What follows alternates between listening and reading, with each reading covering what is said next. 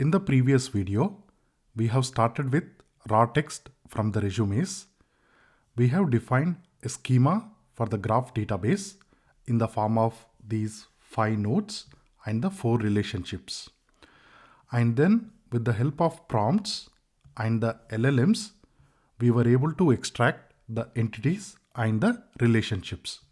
So we have started with something like this, the raw text from the resumes, and then we ended up with the entities and the relationships like this one, right?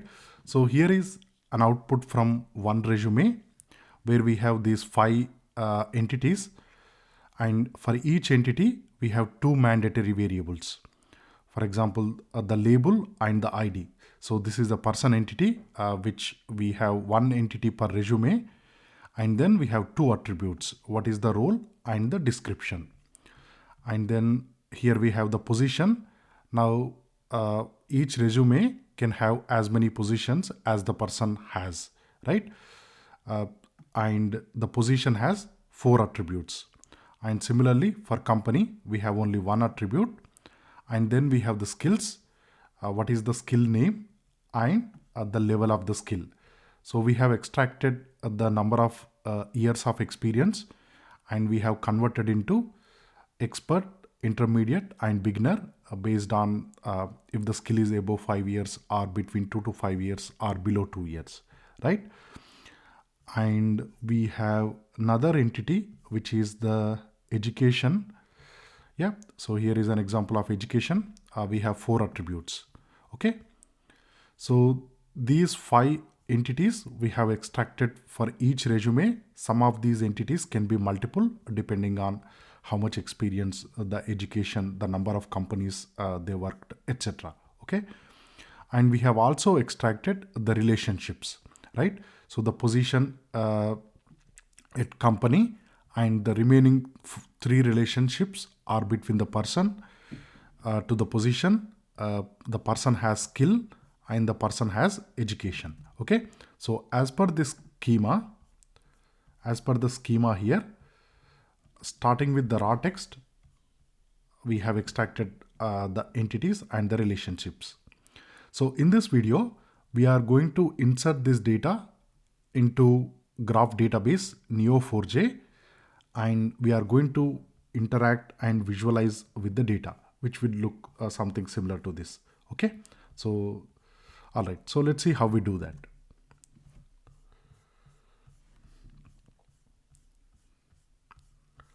All right, so this is what we have in the previous video, right? We have the entities and relationships output in the form of this JSON or the dictionary file.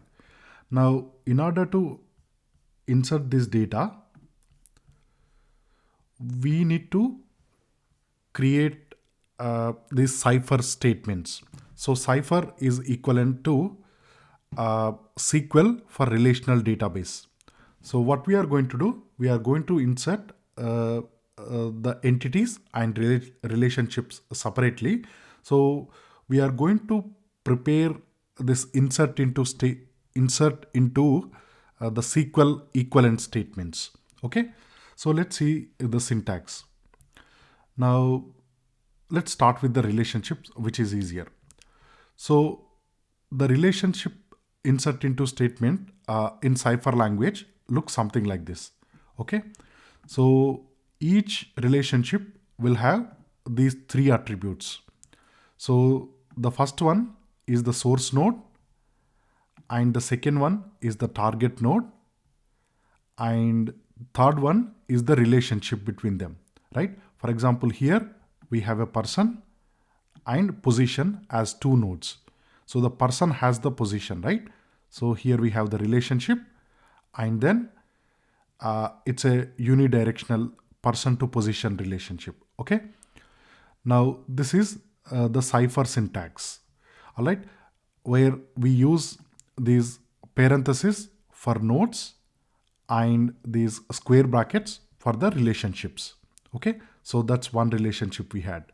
And as we saw from the schema, we have 4 different types of relationships, right? 3 relationships are with person entity, and one relationship is between position and the company. So exactly the same syntax, but this time we have the person and education. The relationship is has education. Okay. Similarly, between person and the skill, person has this skill. Okay. And finally, we have the position at company.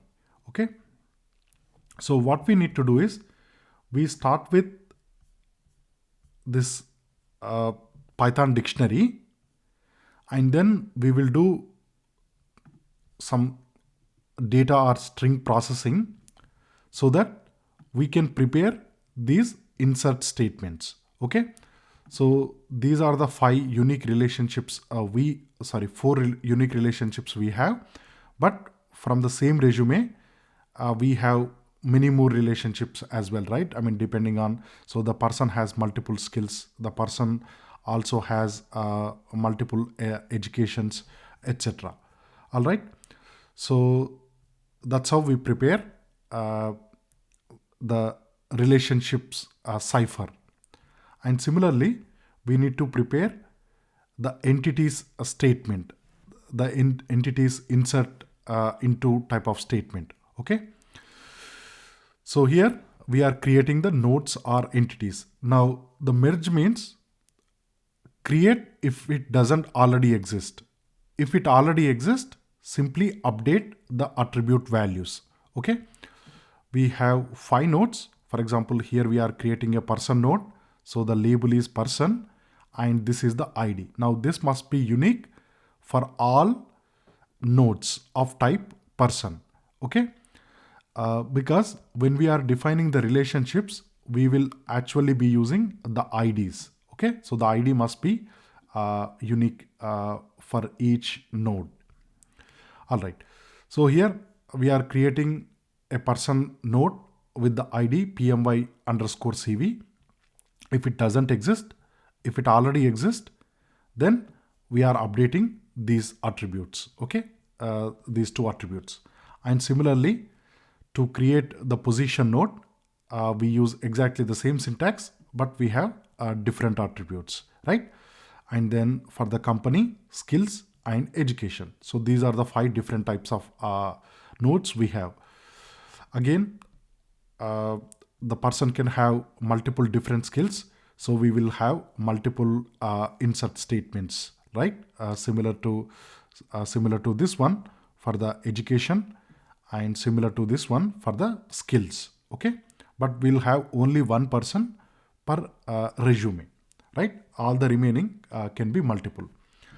So what we are going to do is we will start with this JSON file and we'll do some text processing so that we can create the relationship insert statement and the entities or the nodes insert statement. Okay. All right. Okay. So this is our starting point. And then here we are defining a function generate cipher. Okay. As we saw for, so we are starting with 2 empty statements. So this is an entity statement and this is a relationship statement. Okay. These are like insert into. So here we have the template for the relationship statement where we have 2 nodes, source, target, and then source node, target node, and what the relationship is. Okay. And similarly for the entities or the nodes, we are simply processing this piece of information to create this code. Okay. All right. Now going over this code line by line is tedious, but it's a straightforward. All we are doing is we are reading the Python dictionary, which is this in JSON, and then we are creating the entity statement and the relationship statement. Okay. All right. And finally, we are returning these two statements. So when we call this function generate cipher, we will be simply passing the extracted dictionary from LLMs, and this function will return us the entity and relationship cipher. Okay, so if you do not understand any part of this code, let me know in the comments, but it's a simple straightforward Python, right? All we are doing is starting with this text and simply converting it to the entities cipher syntax and relationships cipher syntax. All right. So here we have extracted. This is the output which we saw in my VS Code, right? So I just copy the content from here so that we can see it clearly. All right. And then we are going to create a Neo4j Aura data science instance, or we can even have the database instance. Both will work, because in this video we are not really doing any data science. So there are a couple of ways. One, you can head to Neo4j website and create a sandbox environment which is free, or on your Google Cloud Neo4j, and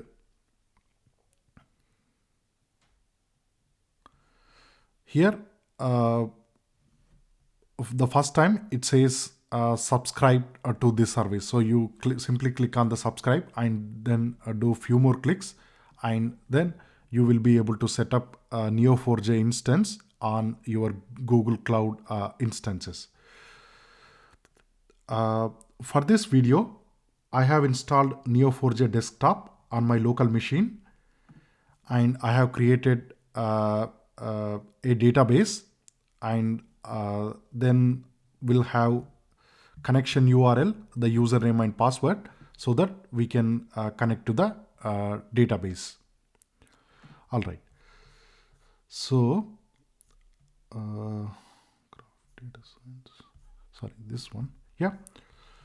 So I just removed my password, but when you connect to so here you get your database connection URL, the username and the password, and then we get the driver. This is similar to getting the cursor for a relational database. We are simply providing the connection URL, the username and password, simply authenticating, and then we'll get the driver. Okay. So next we are going to insert these two statements we have extracted, the entities and the relationships. So here we have created a function. All it is doing is, from the driver, it is getting the session and then running the query using the session. So we are running the query. Okay. All right. So before we insert into the data, we want to apply some constraint. We want to make sure that the IDs, the nodes are unique and they have the unique ID, right? So here on the person node, we are making sure that the ID is unique and the node is also unique, right? So we are doing the same for the remaining four types of entities. All right. And then we simply run the query using the entity statement. So this, which we have extracted here, the code, for example, the entities. So these are all the statements, right? These are all the merge statements. So what we are doing is we are taking one at a time and we are running the query, meaning we are inserting the nodes one at a time. And after inserting the node, we are inserting the relationships one by one, right? So at this point, we have inserted one resume into our database, right? The output will look something similar to this. So let me go to my Neo4j. Yeah. So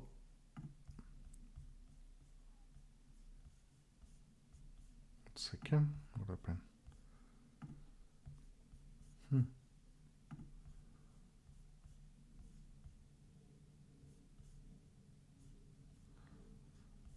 This this one. Yeah. Oh, sorry, this one. Yeah. Okay. So let me show you. So this is the person node, and if you click on it, it will show all the relationships. Let me do this. So this is one resume. Okay. So the person has all these skills. So there is a relationship has skills, as you can see. The center one is the person. The blue ones are the skill. Okay.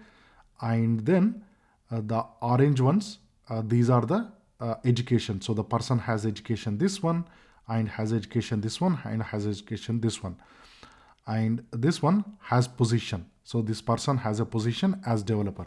Now, if you recall the schema, these three types of nodes are directly connected to the person, right? From here, yeah. So the person is connected to these three nodes, and between the person and company, we have one hop, or this one intermediary node, right? So if you go to position, do the same, and then if you do this, you see here we have a new relationship which is has position, I think. Sorry, at company. At company, this Tata Consultants company, right? So the person has position as a developer at company, this Tata Consultancy Services, right? So this is one resume. So basically, this whole resume, we have represented it as these 5 nodes and all these relationships. Okay. Now, what we do is, so we have inserted one resume, right? What we do is we will create a pipeline so that we can insert multiple resumes. So what we are doing here is, so we are defining a pipeline. Basically all the steps we have defined before, but we are doing in a loop. So we are going over the files one by one. So the first thing we are doing is we are reading the file, we are reading the file, which are these raw text files, and then we are running this extraction function, which will extract the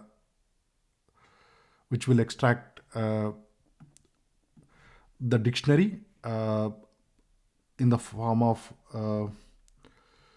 let me show this again. Yeah, which will extract this dictionary, right?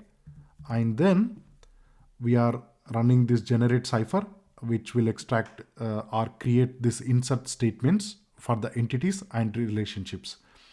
And then we are running this query to insert the entities and finally the relationships. And this is where the process is done, right? So here we have defined this pipeline function. And then what we do is we run the pipeline. So here I'm running for just 10 resumes.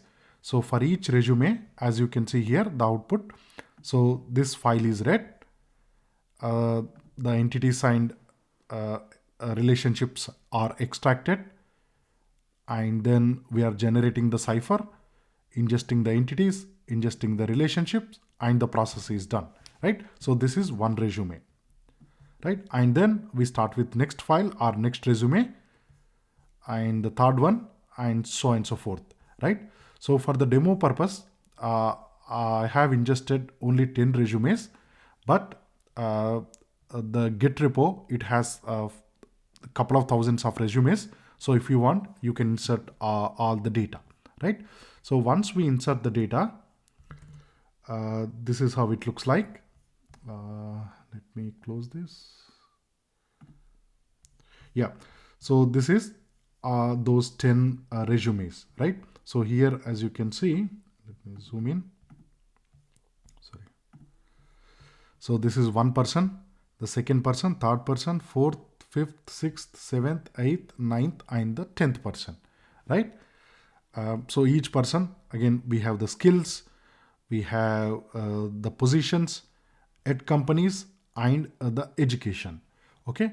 Now let's say this person and this person, they both have this skill. So this what this means is, let's see this SCCM. I don't know what that skill is, but some skill. So both these persons have this skill. Okay. Let's see if two persons have some education, common education or something.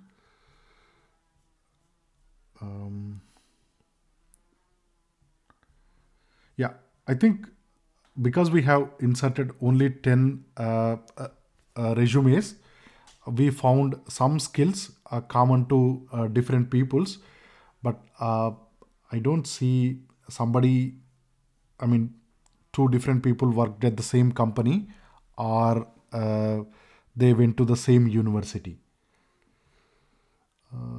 Maybe. All right. Okay.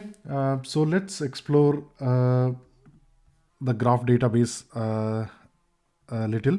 So once we insert the data, this is what we see. So here we have 321 nodes, and these are the 5 types of nodes we have. And then here we have the relationships.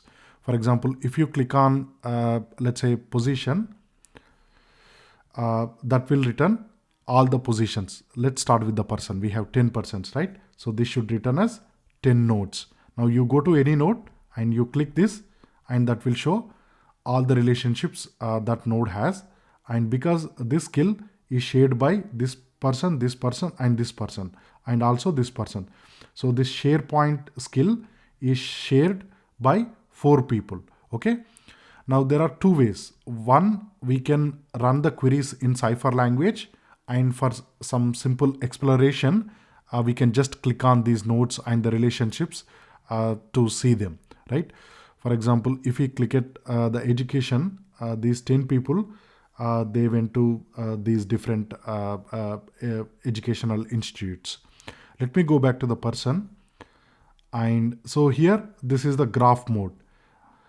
If we look at the table mode, it used to show like an Excel table before, but somehow now it is showing as this a dictionary like, but text is a bit more easy to understand here.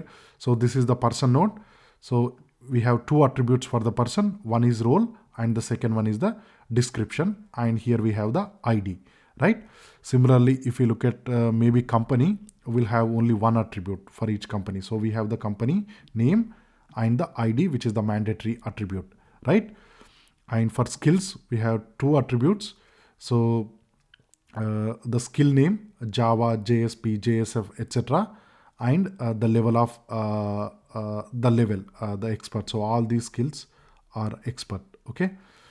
Now again, if you click here, you will see in the form of the graph. This is supposed to be a table, but it is showing as a dictionary. And we can also visualize the relationships. For example, let's look at this one and graph. Because these are relationships, these will involve 2 nodes, right? So here we have, which one are we looking at? At company, right? So the position and the company. So the person has this position at this company, like that, right? And if we look at education, so we have 10 persons. Most of the persons has only 1 education qualification, but this person, he has 3 qualifications, and this person has these 2 qualifications. Okay. So what we are doing is we are doing very rudimentary basic stuff.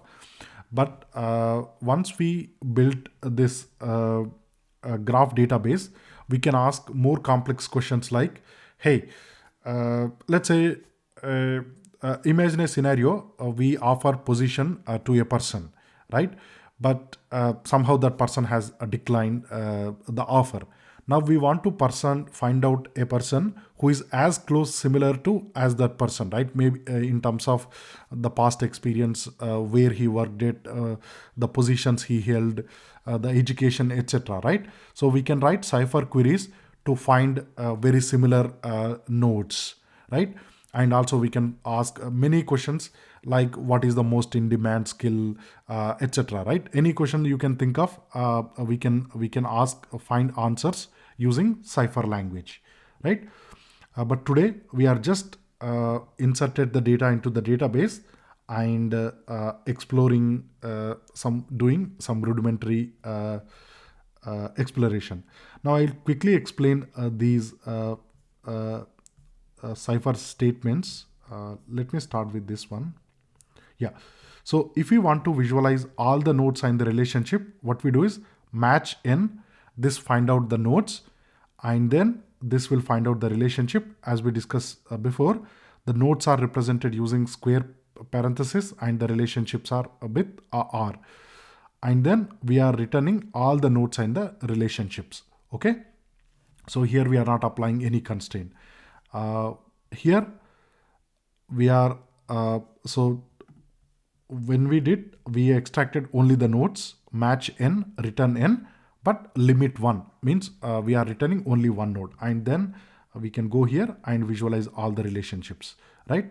And similarly for other nodes, so we are visualizing the position, and by default the limit is 25. Now for the relationships, it will look like this. So here we are looking for the position, all the positions,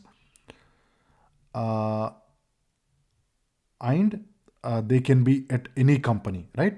So we are looking for the relationship between positions and the companies, and we are returning the positions and the relationships with 25 limit. Okay. That's it for this video. Quickly summarize. All we did is we have started with this dictionary, and we did a bit of text processing to create Cipher insert statements. This is how they look for the entities. And then we have also created the relationship insert statements. This is how they look like. And then we simply connected to the graph database and inserted. So we simply connected to the Neo4j graph database, and we have applied some constraints and inserted all the entities one by one and all the relationships one by one. And when we visualize, this is how they look like. Okay. So in the next video will be much more interesting. We will fine tune an LLM model so that instead of writing the queries in Cipher language, we ask the questions in natural language, and the LLM will convert the questions into Cipher, and those Cipher queries are run on top of database so that we can get the results back. So even the non-technical people or the recruiters can ask any questions to get the results from the graph database. Okay, that's all for this video. Thank you very much.